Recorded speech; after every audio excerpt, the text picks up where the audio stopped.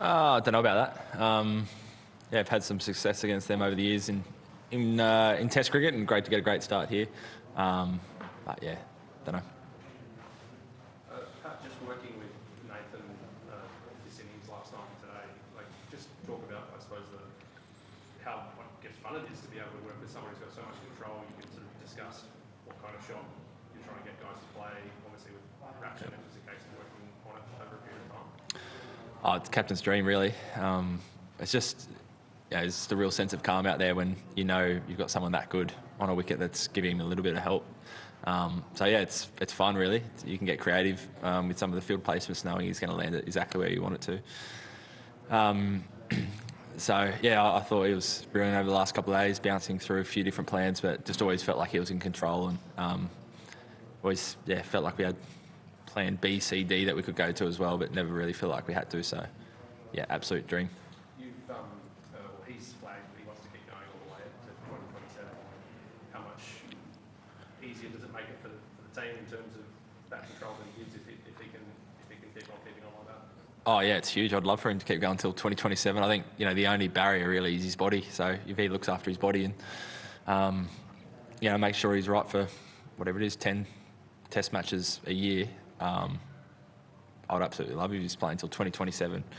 And I don't think there's much that's going to get in his way. So yeah, I already told him today he retires. I'm definitely giving up the captaincy because it makes my life a hell of a lot easier. Just that as a captain, as a leader, when you see someone like Cameron who all of you backed a lot, and was very keen to bring him back into the side, give him that number one position, and he's taken it 4 innings to 10 innings like that. What does it tell you about just the backing and just for him as well to need this innings and this innings? He was obviously fantastic. I think, he obviously scored a big innings, but I thought the way he went about it was as impressive as I've seen. I reckon that's as sharp as I've seen him put pressure back on the opposition. He was using his feet to upset the bowler's length on a really tough day one wicket. I thought it was incredibly impressive, and it's given him a good blueprint of how to play going forward as well. I think, credit to the selectors and those guys as well for not only, backing him, but prioritising Test cricket. Last week they said go back to Shield cricket and stay in this format for a little while. Obviously he scored 100 there and set him up for success here. So it's not really surprised of how well he performed this week. He's an absolute professional and champion, and good to see him get the rewards. And just the bowling group, you, Mick, Josh, and Nathan, the tight group, you've celebrated a lot of bowling feats, but when you have one in that group plays longest innings in the first innings, and then Nathan Lyon top scorer at number 4, is there a special kind of celebration just before it? I think we've been on the receiving end of a few of those innings from the opposition, so it was nice to get a couple back. We all try and put a fair bit of work into our batting, and again, we know how frustrating it can be if the opposition kind of chips away at the end. So it was great to see Joshy and Gaz play two really important innings. Joshy's still adamant number 11's a specialist position and doesn't want to budge. But yeah, that was awesome.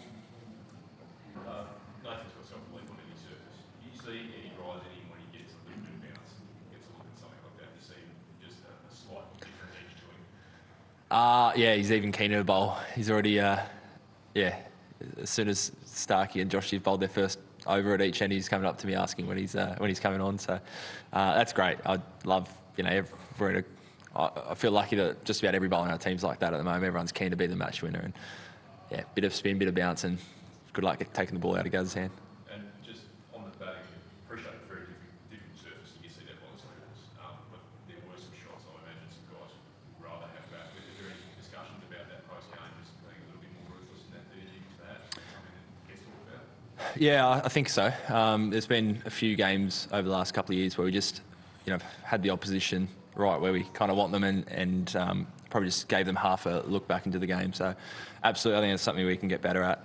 The whole 11 batters, particularly around that third innings, where the game seems to speed up a little bit. I think we can, when we're at our best, especially at home, it's that ruthless, setting them 600, 650. So I think we can, something we can look at.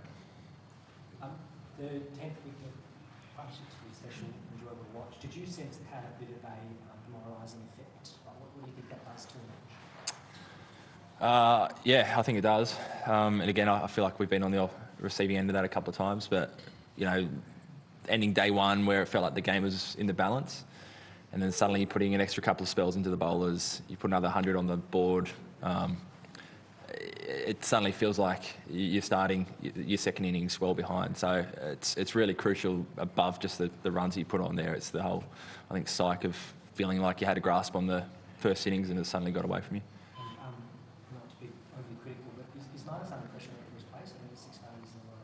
Obviously, they're playing Christchurch, but where's the pressure coming? Absolutely not. I think he'd be the first to admit he'd like to score some more runs, and it's not through lack of trying in the nets. I think particularly that second innings, just one of those ones down leg.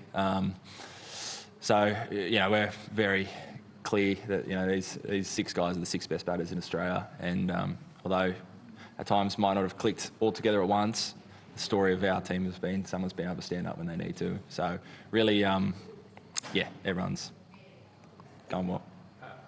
Just on what you said before about third innings, is it a little bit about, like, obviously you want guys to be themselves and play their own way, but there are sometimes, I guess, scenarios where, I guess there's a team imperative in terms of the league, and that might mean making adjustments to your own kind of batting style for a scenario?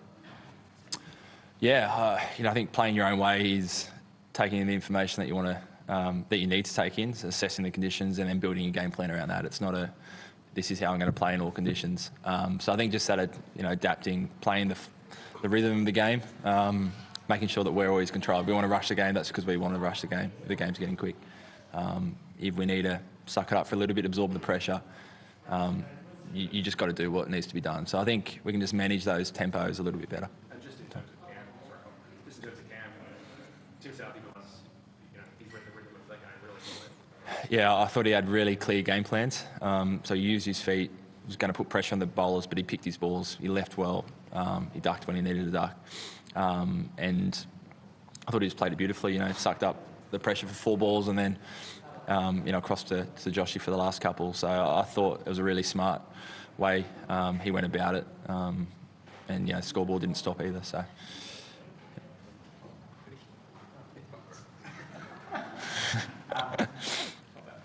Pat, you touched on Cam and that importance of those runs and Tassie with the Shield game, and then also Nathan just ensuring his body remains right. I mean, them as 2 guys who do play Shield cricket in the lead up to this, how important is that generally, and how tricky are some of those conversations and decisions going to be in the coming years, given the all-format nature of cricket and ensuring you prioritise Test cricket in the preparation for it?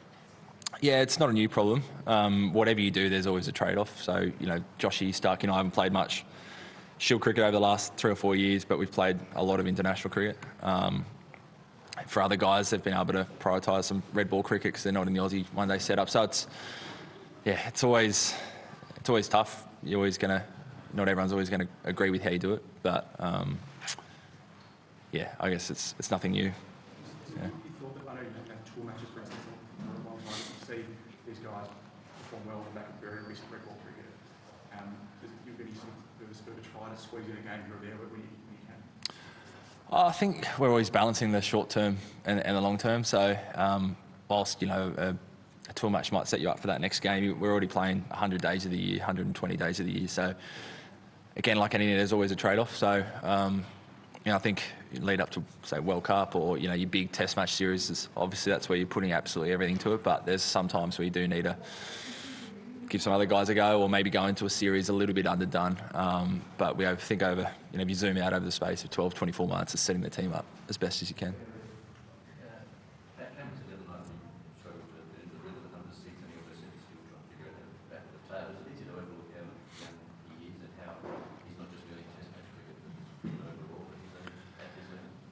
Yeah, of course. I think when anyone steps into Test cricket, you think you expect them to be the finished product, but it's not true.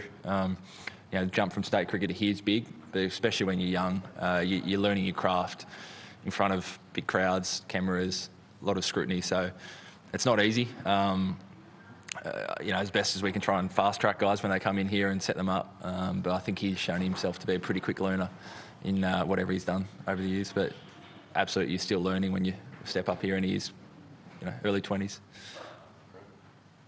There's often talk about breakthrough innings, and I think it was said after Cric's first century.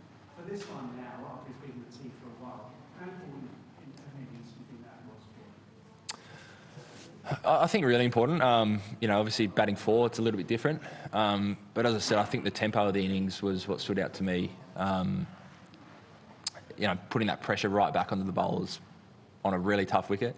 Being really busy early on. We know he can kind of spend time and build up his innings that way. I think this was a slightly different way he went about it. So he scored runs in Sri Lanka on a really tough spinning wicket. Obviously 100 in India and 100 here. He can do it in all conditions, so should be really confident.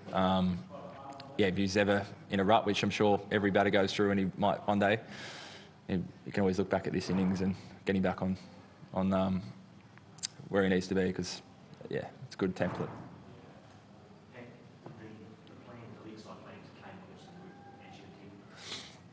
It did. Obviously the wicket helped a little bit.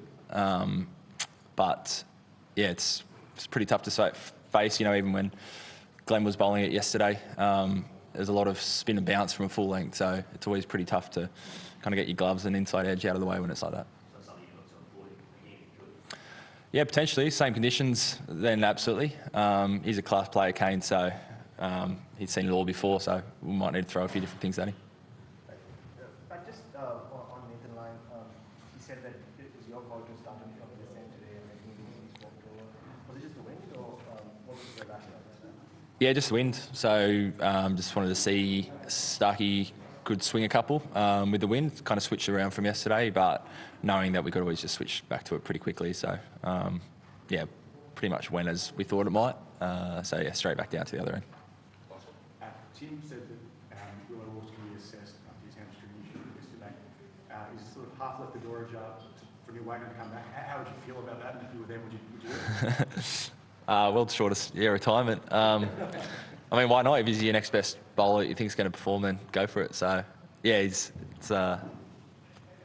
faced him before, so be good to see. He's high energy. It's been good fun chatting to him each morning out here. So, see how it goes. So actually, last one, everybody else we talk to wants this to be a three-test series. When you won the trophy like something, would you also like Australia New Zealand series to three-test? Two tests always just seems like a funny number, doesn't it? So in an ideal world, a three-test match series would be great.